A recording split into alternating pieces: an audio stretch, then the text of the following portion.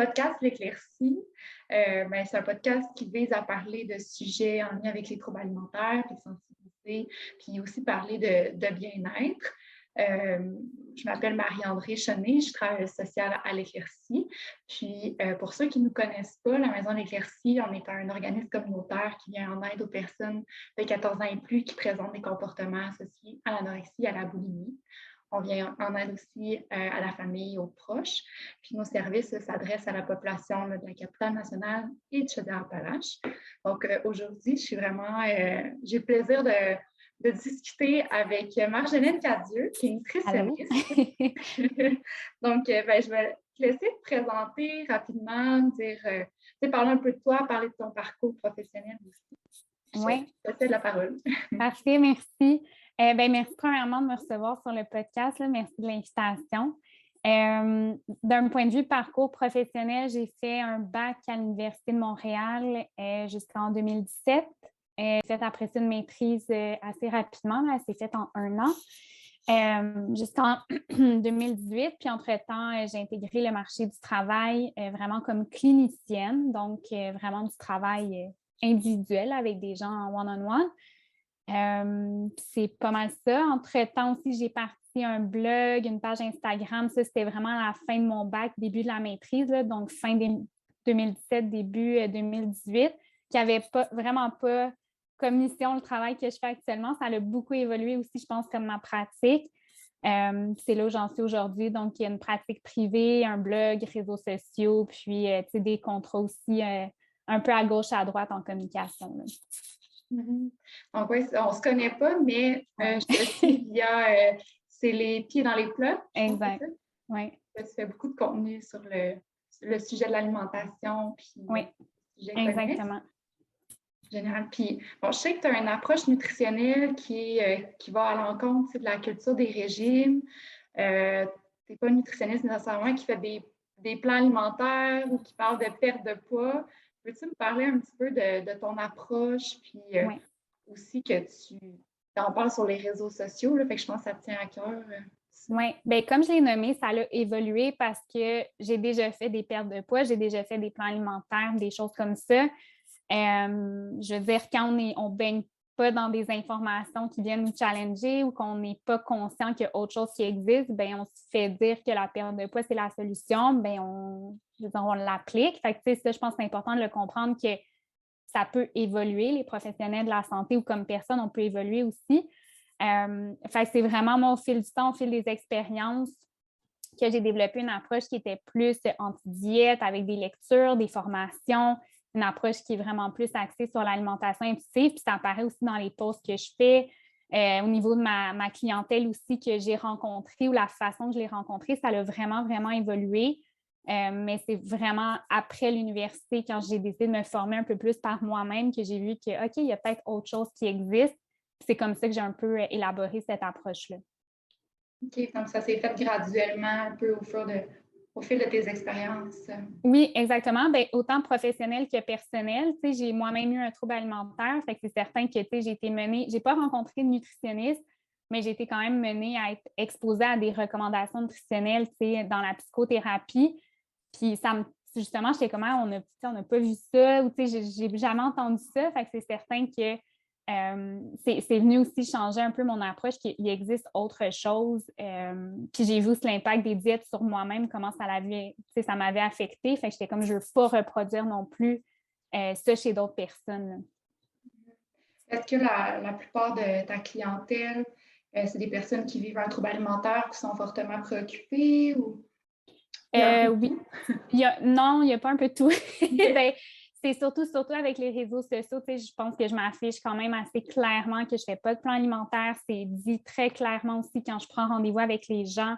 Je ne fais pas de plan alimentaire, je ne fais pas de perte de poids. Fait que ça cible, c'est sûr, une clientèle qui est plus préoccupée, relation malsaine avec la nourriture, avec le corps, troubles alimentaires de divers degrés. Là, j'en ai que c'est le dernier espoir, si on veut, de me voir avant d'aller à l'hôpital ou avant d'être dans une prise en charge qui est un petit peu plus intense. Fait que c'est surtout ça que je vois. OK. Puis peux-tu me parler, bon là, tu as parlé de l'alimentation intuitive, d'approche anti-diète. Peux-tu résumer, tu sais, un petit peu c'est quoi cette approche-là? Oui. Qu'est-ce que ça signifie? Oui, il y a plusieurs comme définitions qui sont importantes. Des fois, ben pas on se trompe, là, c'est normal, c'est comme des choses qui sont relativement nouvelles, mais on peut les confondre. Euh, En général, anti-diète, c'est très, très gros. Là. C'est un mouvement qu'on va dire anti-diète et ça s'exprime de plein de façons, le mouvement anti-diète, dont l'alimentation intuitive. Le mouvement anti-diète, ça le dit, c'est d'essayer d'aller à l'encontre de toute la culture des diètes. Fait, comme je dis, ça peut être fait de plusieurs façons. L'alimentation intuitive, c'est une alimentation, en fait, qui est basée sur des principes. Donc, il y a 10 principes qui établissent un peu c'est quoi l'alimentation intuitive. Le but, c'est pas de les appliquer, c'est pas des règles, c'est vraiment comme d'essayer d'expérimenter. C'est ça, c'est un guide, c'est d'expérimenter avec ça. Puis l'autre chose aussi que j'entends souvent, c'est l'alimentation pleine conscience. Des fois, qui va être comme, on va confondre intuitif, pleine conscience. Le pleine conscience, c'est vraiment un outil qu'on peut utiliser en alimentation intuitive. C'est un peu méditatif, là. Une alimentation pleine conscience, c'est d'être très axé sur nos sens, comment on se sent, comment on vit l'expérience. C'est des choses qui sont différentes. Oui, je sais que Équilibre, entre autres, il y a les dégustations de chocolat. Exact, oui. On peut tester la pleine conscience, ça peut être intéressant. Là. Oui, c'est un outil que j'aide des vite. clients. Oui, exact. C'est quelque chose que j'aide des clients des fois à des dégustations alimentaires là, pour se réapproprier ses sens, les aliments, puis aussi comme plus avoir peur des aliments, ça peut être un bel exercice, mais ça serait justement une alimentation qui est comme plus pleine conscience. C'est un outil qu'on utilise, mais c'est différent de l'alimentation intuitive. Oui, super intéressant. Puis il y a aussi l'approche Health at Every Size qu'on peut entendre parler. Je ne sais pas si tu as un peu d'informations là-dessus pour démêler peut-être tous les concepts. C'est ça, c'est tous des concepts qui s'entrecoupent. Comme je dis, je pense que le Health at Every Size, il pourrait être intégré justement dans le mouvement anti-diète, dans le gros parapluie que c'est le mouvement anti-diète. C'est une approche, en fait, qui n'est pas centrée sur le poids, contrairement aux autres approches qu'on a, surtout au niveau des professionnels de la santé. Donc, je vais chez le médecin, on va me peser, puis après ça, on va me regarder, faire d'autres examens. Donc, c'est très centré sur le poids. Là, le but, c'est de dire, ça le dit, le titre, c'est qu'on peut être à santé à n'importe quel poids. Donc, ça enlève le poids de l'équation, du moins, ça n'accorde pas autant d'importance au poids. Ça fait des professionnels de la santé souvent qui ont une approche qui est plus complète. Donc, je vois l'humain dans son entièreté. Je ne fais pas juste voir une personne grosse devant moi, puis j'assume qu'elle ne mange pas bien, qu'elle fait des binges, qu'elle mange juste des chips, des choses comme ça. Fait que ça permet de se rappeler que il y a autre chose que le poids, puis je peux poser d'autres questions et je peux ne pas assumer non plus des choses à l'égard de la personne parce qu'elle se présente avec un certain physique, par exemple. Effectivement, le poids, c'est souvent pas un indicateur, surtout, nous, on parle beaucoup de troubles alimentaires, puis exact. il y a beaucoup de préjugés, stéréotypes associés aux personnes qui vivent un trouble alimentaire. Donc, les gens, des fois, qui sont un poids dit normal, entre parenthèses, ou en surpoids selon l'IMC, ils ne se font pas croire ou ils se font... Exactement. Ils n'ont pas les bons services, là, même si l'obsession, les comportements du trouble alimentaire sont présents. Là. Si une personne grosse peut souffrir d'anorexie, mais si le professionnel n'a pas nécessairement une approche ou n'est pas sensibilisé ou n'a pas une approche Health at Every Size, va juste faire comme, au contraire, tu es en train de perdre du poids, tu fais la bonne chose. Quelqu'un qui a une approche qui est justement non centrée sur le poids va faire, mais non, tu souffres d'anorexie, comme c'est pas grave la façon que ça se présente si c'est de l'anorexie. Là. Donc, dans ta pratique, j'imagine que le poids de la personne, c'est une information, mais que tu vas vraiment aller évaluer toutes sortes d'autres sphères de la vie de la personne pour t'orienter. C'est ça, dans mon questionnaire d'évaluation, c'est quand même assez loin. Le poids, c'est dans les dernières informations que je demande parce que j'aime mieux que ce soit demandé vers la fin. On a appris un peu à se connaître, à se parler. On est peut-être un peu plus prêt à le partager, mais je laisse aussi la personne la liberté de répondre ou non parce que cette information-là ne devrait pas changer la façon que je travaille avec la personne. À moins que ce soit justement un cas qui est sévère, d'anorexie, qui a des enjeux pour la santé qui sont très graves. Là, le poids doit être monitoré. Il y a toujours des exceptions. Mais chose générale, si la personne ne se sent pas à l'aise de me partager son poids, ça n'affecte pas mon travail, puis je ne suis pas démunie parce que je n'ai pas cette information-là. Super. Puis, selon toi, ben, un peu, qu'est-ce qui est nocif à notre relation avec la nourriture? Tu sais, la clientèle que tu reçois, souvent, qu'est-ce qui est arrivé dans leur historique de vie pour que leur relation avec la nourriture soit difficile, même stressante, angoissante? Oui. C'est une accumulation. Je pense qu'on ne peut pas nécessairement blâmer une chose. J'ai suivi justement un cours d'études supérieures là, à l'UQTR sur les troubles alimentaires. Puis on le voit, tous les facteurs qui prédisposent à un trouble alimentaire ou des facteurs qui peuvent précipiter un trouble alimentaire. Puis c'est très vaste. Ce qui revient souvent, malheureusement, c'est l'environnement, la famille, vraiment, tu sais, les réseaux sociaux, tu sais, où quand j'étais jeune, ma famille faisait des commentaires. Après ça, à l'école, j'avais des moqueries. Après ça, les gens que je voyais autour de moi, ben, me ressemblaient pas ou n'avaient pas des comportements comme moi. Fait que ça, c'est des choses qui ressortent. C'est sûr qu'il y a des traits de caractère qui peuvent faire qu'on est plus à risque d'avoir un trouble alimentaire ou une relation malsaine, ou des petits traumatismes ou des gros traumatismes aussi. Fait que, il y a d'autres choses, mais ce que j'observe souvent, c'est l'environnement dans lequel la personne elle a grandi puis qu'elle continue d'évoluer. Ça a vraiment un impact. Soit même il y a des personnes, ça va rendre plus difficile leur établissement sans nécessairement avoir un trouble alimentaire, juste une relation plus saine avec la nourriture. Des fois, c'est plus difficile parce qu'ils sont dans un environnement plus hostile, si on peut dire. Fait qu'ils vont contre le courant. Fait que ça, c'est vraiment difficile pour eux. Là. Oui. Puis, bon, des fois, c'est dans la famille qu'il peut y avoir des difficultés, mais sinon, sur les réseaux sociaux, à l'école, il peut y avoir toutes sortes de remarques. En fait, ben, on est poussé à contrôler son alimentation pour ne pas grossir. C'est un peu le message général là, de la culture des diètes, puis le message ambiant qu'on reçoit. Donc, ça a un impact sur plusieurs personnes, là, surtout quand on a une insatisfaction corporelle ou qu'on est pas bien dans son corps. Complètement, tu sais, ça s'accumule. Puis il y a des gens qui me le disent, tu sais, je rencontre des adultes qui me le disent, c'est dans des questions de mon évaluation, là, tu sais, un peu justement l'environnement, quand ils étaient jeunes et tout. Puis qui se souviennent des commentaires qu'ils ont reçus. Moi-même, je me souviens de commentaires blessants que j'ai reçus quand j'étais au secondaire. Puis je veux dire, j'ai 27 ans, là, puis je m'en souviens encore de commentaires blessants. Fait effectivement, ça peut avoir un gros impact. Puis ben, tranquillement, ça vient comme fragiliser un peu la relation qu'on a avec la nourriture, avec notre corps. Puis il y a certaines personnes que ça peut effectivement se développer en trouble alimentaire. Ouais. Je voulais te parler un petit peu. En fait, le podcast, il va sortir dans la Semaine nationale de sensibilisation aux troubles alimentaires 2022. Je voulais te parler un petit peu de la thématique qui a été mise de l'avant cette année. En fait, ça va être sur la voie du trouble alimentaire. Donc, vivre un trouble alimentaire, souvent, il y a la présence de deux voies. La voie saine qui veut le rétablissement et l'autre voie plus qui veut avoir des comportements du trouble alimentaire, se restreindre, qui est souvent dévaluante aussi. Dans ta pratique, est-ce que ça se manifeste? Est-ce que les personnes que tu rencontres, là, ça peut être difficile là, de changer la voie du trouble alimentaire ou de leur donner de l'information sur l'alimentation sans que cette voie-là soit en désaccord? Oui. C'est dans les premières choses que j'explique aux gens quand ils souffrent d'un trouble alimentaire, leur expliquer ça, parce que souvent, ils ont l'impression que c'est la même ou ils reconnaissent que c'est deux voies, mais ils ont l'impression que les deux est la leur.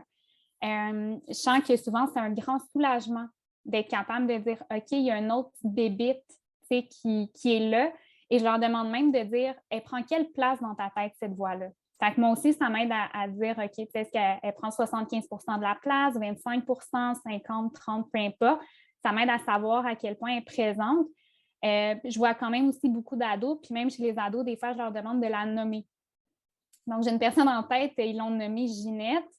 Dans la famille, tout le monde sait que Ginette, c'est la petite voix méchante qui n'est pas, justement, qui n'est pas très gentille. Et c'est que tranquillement, ils sont capables de prendre la distance face à cette voix-là, puis aux informations qu'elle rapporte. Ça fait que c'est des informations qui sont un peu moins fiables, si on veut. Parce qu'au début, souvent du traitement, la personne, la voix qu'elle entend, comme je dis, elle pense que c'est la sienne, fait qu'elle l'écoute beaucoup. Au fil du temps, elle commence à la remettre en question. Là, on lui donne un nom différent. Ça met une distance. Puis ce qu'elle me dit, finalement, c'est peut-être pas pour le mieux.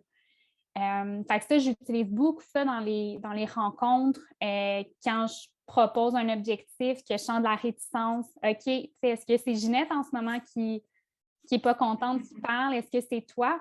Puis ils sont capables, justement, souvent les ados, même les adultes aiment ça utiliser des noms, de faire comme OK, ouais, non, c'est peut-être ma voix en ce moment qui n'est pas contente. Fait que ça permet de, comme je dis, vraiment de prendre une distance puis de comprendre que c'est une autre petite bébite, c'est pas moi. Puis que des fois, elle revient, des fois, si elle revient, c'est qu'elle n'est pas contente. Fait que le changement qu'on fait, ça va l'attaquer, ça ne tente pas. Fait que c'est quelque chose que je nomme très, très, très rapidement parce que c'est important dans le rétablissement de le reconnaître, cette dualité-là, si on veut. Oui, souvent, ils vont nommer, il y a une espèce de débat. Mm-hmm. Quand ils avancent dans le processus, puis que là, la voix saine prend un peu plus de place, il se crée des chicanes là, dans la tête quand on parle de nourriture, tout ça. C'est super intéressant parce qu'effectivement, c'est comme la première étape, souvent quand on fait n'importe quel processus d'introspection, de travail psychologique, d'un peu apprendre à s'observer. Qu'est-ce qui se passe dans ma tête? Qu'est-ce que je me dis? Est-ce que c'est gentil, pas gentil? Est-ce que ça me nuit ou ça m'aide? Donc, de le faire en nutrition avec l'alimentation, c'est super pertinent.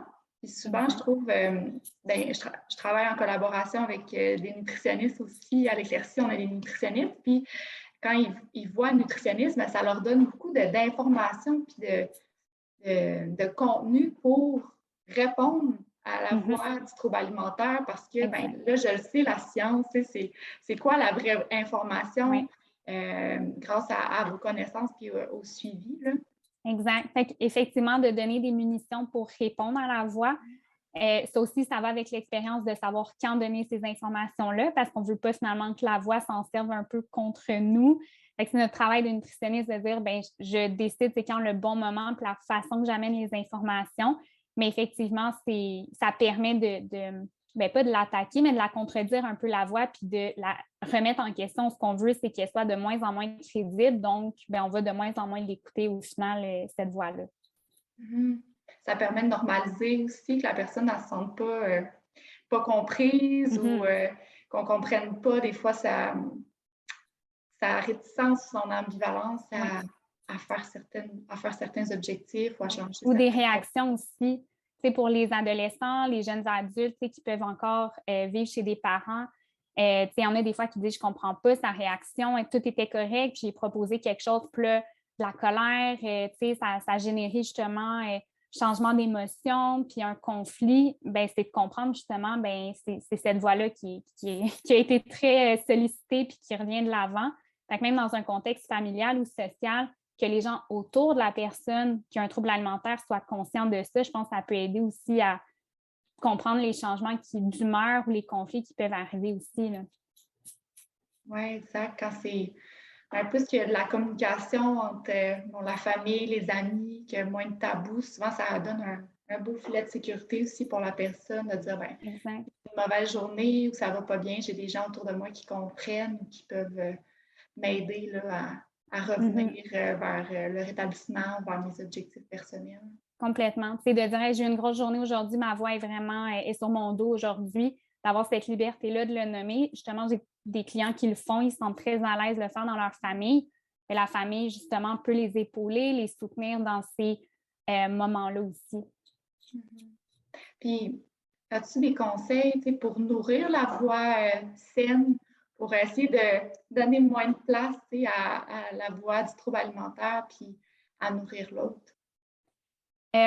Oui, c'est sûr que la plupart du temps, justement, on va essayer d'enlever la voix malsaine parce que nourrir la voix saine, ça va être très individualisé comme façon de nourrir la voix saine parce que ça va être justement d'essayer de cibler des choses qui nous font sentir bien, qui sincèrement nous procurent soit un plaisir, une satisfaction, un sentiment de bien-être. Mais ça peut changer beaucoup d'une personne à l'autre. Fait que souvent, ça va plus être comme juste d'attaquer la voix malsaine.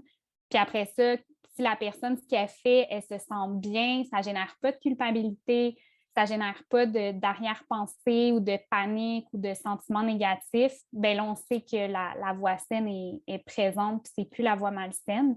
Fait que ça, c'est plus individualisé, là, d'entretenir justement les choses qui nous font du bien pour que la voix saine soit soit là, mais d'avoir aussi des informations nutritionnelles qui sont justes. Je pense que c'est un autre outil pour maintenir notre voix saine, parce que la voix malsaine, des fois, elle va déformer un peu la réalité. Ouais, fait de travailler un peu les deux en même temps, mais j'imagine, quand je t'entends parler de faire des choses qui me font du bien, qui me font plaisir, tout ça, j'imagine que tu dois parler un peu de plaisir alimentaire aussi exact. avec les personnes que tu vois, de parler d'envie, de manger des choses qu'on aime, qui nous font du bien. Souvent, ça, c'est un peu tassé là, dans le trouble alimentaire. Oui. Bien, c'est ça, les éléments que je nommais, c'était surtout relié à l'alimentation. Fait que, une satisfaction alimentaire, un plaisir alimentaire, un bien-être aussi alimentaire. De quand je me restreins, bien, je ne suis pas dans une position nécessairement de bien-être quand j'ai l'estomac qui crie, j'ai de la difficulté à me concentrer, j'ai mal à la tête, j'ai des symptômes. Fait que de miser là-dessus puis de voir ça comme quelque chose de positif, de voir ça comme quelque chose d'agréable. On mérite d'avoir du plaisir en mangeant, puis ça peut être le fun d'avoir du plaisir en mangeant. Justement, j'ai des clients en ce moment qui redécouvrent le plaisir de manger, puis ils sont comme, c'est vraiment le fun, là, ce plaisir-là de manger. Là. Ben oui, de manger des aliments qu'on aime ou qui nous font penser à des souvenirs, c'est des recettes d'enfance aussi. Mm-hmm. Il y a plein d'autres sphères reliées à l'alimentation, des fois qu'on ne pense pas. Ce n'est pas juste le besoin physique de dire je me nourris pour survivre, faire ma journée. Oui, exact. Non, c'est ça. Il y en a plein. L'aspect social, juste de partager des repas. Avec un trouble alimentaire, bien, on peut souvent ne plus partager de repas avec les gens. Fait que de dire comme, ben justement, quand ta voix saine va reprendre le dessus, tu vas avoir du plaisir, ben, tu vas pouvoir justement repartager des repas avec des gens que tu aimes sans que ce soit difficile. Fait qu'on essaie de miser justement sur ces avantages-là, puis comme j'ai dit, le bien-être, plaisir, satisfaction au niveau de l'alimentation. Selon toi, dans une relation saine avec l'alimentation, on a parlé de plaisir, y a-t-il d'autres éléments qui sont soit importants à travailler ou qui sont présents là, quand quelqu'un retrouve une alimentation saine? Je ne suis pas sûre de comprendre la question. Excuse-moi. Pas de problème. Mais dans ta description d'une alimentation, d'une relation avec l'alimentation qui est saine, ça représente un peu quoi pour toi? Ben, c'est un équilibre, je pense, entre 3 sphères, mais un équilibre encore là qui est bien personnel. Puis ça, c'est quelque chose que je trouve important de nommer à mes clients, les gens qui écoutent aussi en ce moment, il n'y a pas une façon de manger. Fait que si je rencontre une personne, ben, je n'essaie pas qu'elle mange de la façon que je veux qu'elle mange. Je veux qu'elle tienne son équilibre où est-ce que cette personne-là se sent confortable, sans comportements qui sont malsains ou pensées malsaines. Mais c'est un équilibre général entre 3 sphères, donc la tête, parce que manger intuitivement, je veux dire, notre tête fait partie de notre corps, donc on le considère quand même, mais ça ne devrait pas être omniprésent. Fait un équilibre entre la tête, l'intuition, donc tout ce qui est manger ses émotions, manger des choses satisfaisantes, manger selon nos préférences alimentaires. Puis le troisième élément, c'est les signaux corporels, donc apprendre à les reconnaître. Je ne suis pas obligée de les respecter, je ne suis pas obligée de les écouter, mais je les reconnais. Bien, pour moi, un équilibre entre ces 3 sphères-là, ça fait une alimentation puis une relation avec la nourriture qui est assez saine, mais ça va varier la façon dont ça s'exprime d'une personne à l'autre. C'est pour ça qu'il n'y a pas un cadre qui est très fixe, c'est très individuel. Oui, c'est vraiment intéressant la nuance que tu apportes de moi, comme professionnelle, je peux avoir un peu ma vision du rétablissement ou personnellement aussi, on s'alimente d'une façon, mais c'est pas nécessairement ce qui fait écho chez l'autre, puis c'est pas nécessairement ses objectifs, puis c'est bien correct aussi. Il y a plein de façons de s'alimenter, puis avoir une relation avec la nourriture. Oui, complètement. Tu sais, j'ai des gens en ce moment, je rencontre qui mangent leurs émotions. Pour certains, ça serait jugé comme, mais voyons donc, il faut que tu arrêtes de faire ça. Si la personne est confortable avec ça, ça n'amène pas de pensées ou de comportements qui sont malsains. Donc, on ne va pas aller travailler ça. La personne est confortable avec ce comportement-là. Bien, jusqu'à temps qu'elle me dise qu'elle veut le travailler, si jamais elle veut le travailler, on ne touchera pas à ça. Elle se sent bien. Là. Fait que je ne veux pas créer plus de préoccupations non plus avec le fait qu'elle mange ses émotions. Puis moi, je pense qu'elle ne devrait pas, fait qu'on le travaille. Là, ça peut être une piste glissante où finalement, ça crée des préoccupations. Il n'y en avait pas. Là. Mm-hmm. Oui, puis de toute façon, tu sais, si c'est pas un comportement qui est dérangeant, nuisible, c'est rare après qu'on ait la motivation de mettre des choses en application Exact. puis de le changer, là. Fait C'est qu'il faut que ça ça. vienne de la personne, effectivement. Puis, qu'est-ce que tu penses un peu de manger les émotions? C'est quelque chose qu'on entend vraiment beaucoup, là, mais c'est-tu bien, c'est pas bien? Faut-tu faire ça, pas faire ça? Oui. Je ne vais jamais être aussi tranchée qu'il y a bien ou pas bien, là. Mais c'est un comportement qui est tout à fait normal. Puis ça aussi, j'ai évolué parce qu'avant, j'étais comme, voyons donc manger ses émotions, tu sais, comme, il faut que tu aies faim, tu sais, si tu veux manger tes émotions. J'ai vraiment évolué aussi par rapport à ça avec les formations et tout que j'ai fait, des échanges avec des professionnels que j'ai fait. C'est normal, tu sais, il y a une fête, un anniversaire, on nous sert du gâteau, c'est festif, ben j'ai pas faim, je vais en manger quand même, tu sais, le temps des fêtes, c'est un moment festif. Pour moi, justement, c'est beaucoup associé à des émotions. Ben, je vais peut-être manger quand j'ai pas faim, je vais peut-être manger purement parce que c'est nostalgique, c'est correct. La limite, c'est plus ma réaction face à mon comportement. Est-ce que ça me génère de la culpabilité? Est-ce que ça va générer une perte de contrôle? Je sens que j'ai fait quelque chose de pas correct, donc tant pis, tu sais, je vais aller faire une perte de contrôle. Est-ce que ça génère de la compensation ailleurs ou d'autres comportements malsains? Là, à ce moment-là, il faut l'aborder, le comportement, mais c'est pas que c'est mauvais de manger ses émotions, c'est plus la réaction que j'ai eue face à ça qui est à revoir. Oui, puis aussi, la fréquence ou la place que ça prend dans la vie de la Oui, personne. Manger, c'est une stratégie d'adaptation. Tu sais, oui, le fameux je vis une rupture, puis là, je mange de la crème glacée. oui. C'est un classique, mais c'est Classique. vrai que ça peut faire partie des choses qui nous font du bien, mais si c'est devenu la seule chose Oui, qui me fait du bien, qui me permet d'intégrer mes émotions, c'est là que ça peut devenir problématique. Tandis exact. qu'il y a plein d'autres stratégies qu'on peut utiliser dans le quotidien pour. C'est ça. C'est une boîte à outils qui est peut-être un peu moins garnie, là, fait que c'est sûr qu'on va essayer de la diversifier aussi. Mais c'est normal de manger ses émotions. Puis, tu sais, te donner un super bon exemple, c'est quelque chose qui arrive qu'on ne devrait pas démoniser. Là. Mhm. Oui, souvent, avec la nourriture vient beaucoup la culpabilité. Là. On se Oui, sent mal de plein de choses, d'avoir mangé telle affaire ou de ne pas avoir mangé telle affaire. Fait que la culpabilité, pour moi, ça fait beaucoup partie de la voie du trouble alimentaire qu'on parlait tantôt. Là. Je ne sais pas si c'est un sujet que tu abordes beaucoup avec les personnes que tu rencontres. la culpabilité, Oui. oui, complètement. C'est abordé de plusieurs façons, la culpabilité, parce que la culpabilité peut provenir de l'aliment que j'ai consommé, de la quantité, du moment. En fait, souvent, la culpabilité, c'est que j'ai une liste de règles que je m'impose, puis souvent, c'est tellement strict que je ne suis pas capable de les suivre, puis là, je me sens poche de ne pas l'avoir suivi, donc je me sens coupable. Fait que c'est beaucoup de choses qu'on va aller travailler, les règles alimentaires, le cadre alimentaire dans lequel j'évolue, est-ce qu'il est réaliste?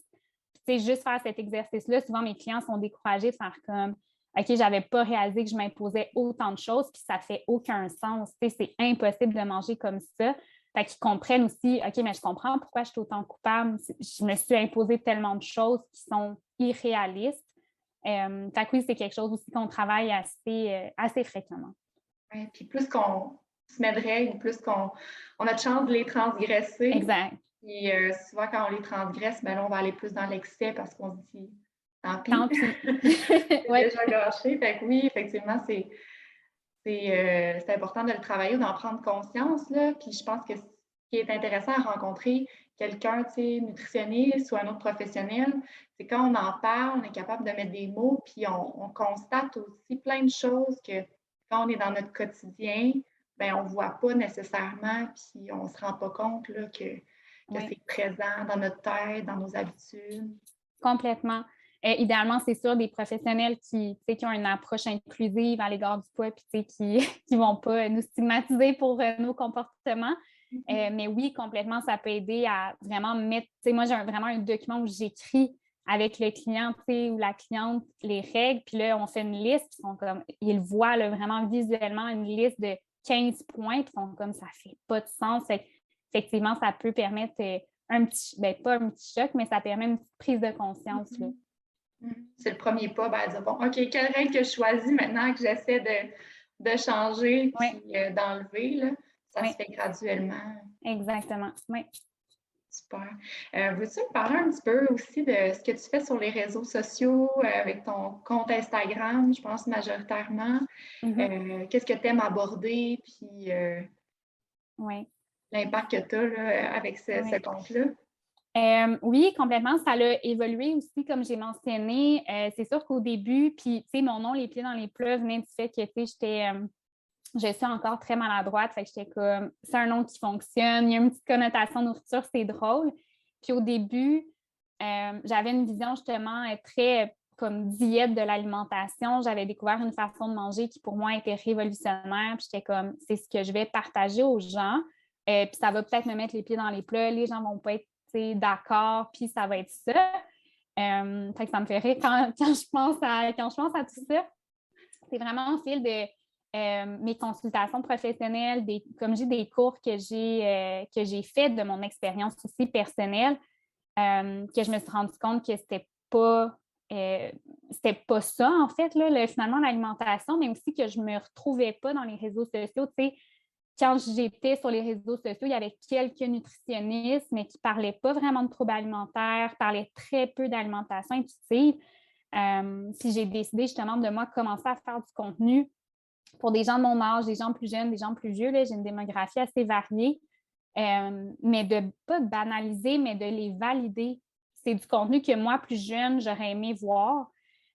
Puis c'est pour ça que je me dis, je vais faire ce contenu-là de ça se peut ou c'est normal ou c'est correct. Fait que c'était beaucoup du contenu d'éducation, de validation, de c'est normal, ça se peut, c'est correct, de venir contrebalancer aussi les messages de diète qu'on retrouve beaucoup sur les réseaux sociaux. Fait que ça a vraiment évolué vers cette mission-là. Ce que je continue encore de faire, c'est un profil éducatif, mais j'essaie d'amener ça de façon des fois un peu plus drôle avec des vidéos, avec des mimes ou des choses comme ça. Je trouve que ça accroche des fois un peu plus aussi les gens, puis le message est comme finalement plus lu de cette façon-là que c'était quelque chose qui était super lourd. Fait que c'est un peu comme ça que ça a évolué. Ah, mais c'est super intéressant. Puis c'est vrai que ton contenu, il y a beaucoup d'informations, mais en même temps, c'est léger à suivre. Puis bon, il y a plein de vidéos qui sont quand même cocasses puis qui décrivent. Mais je trouve, pour les personnes qui vivent des préoccupations au niveau de l'image corporelle, de l'alimentation, je pense que ça peut faire du bien comme contenu. Puis comme professionnel qui travaille dans le domaine, je pense que ça nous fait beaucoup rire, puis il y a beaucoup de choses qu'on se rejoint. Fait que c'est super intéressant de suivre. Ça a quand même explosé aussi là, dans les dernières années, là, ce genre de compte-là, de professionnels qui s'affichent, qui font de l'information. Fait que c'est génial. Exact. Tu sais, c'est des petites vignettes. Je trouve que c'est pas trop lourd parce qu'avant, je faisais des articles de blog. Tu sais, je sais pas pour toi, mais moi, personnellement, je vais plus lire des articles de blog. Là, on dirait qu'on consomme des trucs super rapidement sur les réseaux sociaux. Tu sais, c'est comme cliquer le lien dans ma bio. Je vais pas aller cliquer le lien dans ta bio. Tu sais, fait que c'est des trucs super courts, mais qui sont comme très précis, très concis, c'est simple. Puis je me dis, je vais essayer de vulgariser, faire des choses qui sont simples, quitte à le séparer en 3 posts, finalement, un thème. Puis ce que je trouve intéressant, c'est qu'en ce moment, je suis en train de recevoir, dans les derniers mois, les dernières années, des commentaires de comme ça aurait tellement été le fun que tu existes quand j'étais plus jeune. J'aurais peut-être une relation plus positive avec l'alimentation, avec mon corps. Mais c'est justement un peu ça que ma mission, si on veut. Fait que je me disais, tant mieux si en ce moment ça t'aide. J'existais pas là, comme j'existais pas plus tôt, là, mais tant mieux si maintenant ça l'aide. Oui, je pense que ça rejoint, c'est le fun, ça rejoint beaucoup de monde, puis ça a un impact, tant mieux. Veux-tu répéter pour les gens peut-être qui ne connaissent pas les plateformes sur lesquelles te suivre ou ton contact? Oui, donc mon site web, c'est lespiedsanslesplats.ca. Puis sinon, mon Instagram, c'est les pieds dans les plats, barre en bas, à la fin.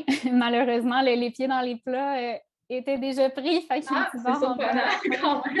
Je sais, mais il est pris. Puis la personne, je pense que ça fait depuis des années qu'elle n'a pas mis de photo, mais donc, il y a une petite barre en bas à la fin. Puis mon courriel, sinon, est disponible sur mon Instagram, sur mon site web. S'il y a des questions, quoi que ce soit, on peut me rejoindre par courriel sans problème.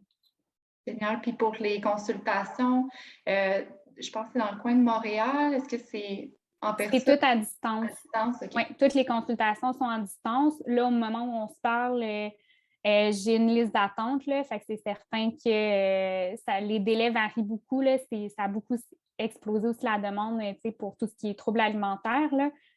Mais pour toutes les demandes d'informations, quoi que ce soit, par courriel, puis les rencontres sont toutes à distance. Génial. Mais oui, effectivement, ça peut être le sujet d'un podcast futur, Oui. mais la pandémie a eu quand même un impact sur la demande en troubles alimentaires, là, malheureusement. Voilà. Il va falloir conclure notre belle discussion. Vraiment, un grand merci d'avoir participé, d'avoir jasé avec moi. C'était super intéressant et pertinent. Merci à toi.